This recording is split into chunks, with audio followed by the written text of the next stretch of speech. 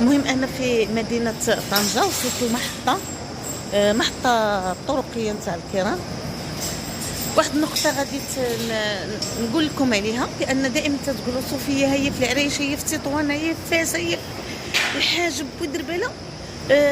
خصكم نعرفكم على نفسي بانني انا واحد الانسانه تنبغي سميتو الرحلات، تنبغي المهم كنت مولوعه بزاف بالسفر.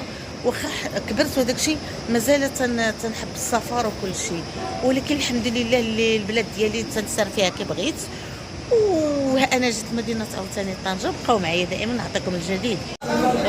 الان انا في بالقصيري راكبين في الكار باش نحاول نوصل لمدينه طنجه بكري ان شاء الله، باش نكون باش نحضر الخطاب السامي تاع صاحب الجلاله محمد السادس نصره الله وايده بمناسبه الذكرى المسيره الخضراء.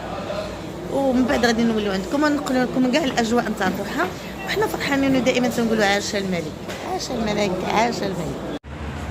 مدينه طنجه زوينه بزاف بالمحطه ديالها وداك المسائل ديالها، كل شيء تبارك الله، هذاك الشيء منظم تتعجبني بزاف. واخا تنسافر داك الشيء كنرجع للمقر ديالي فين ساكنه حاليا، مدينه طنجه.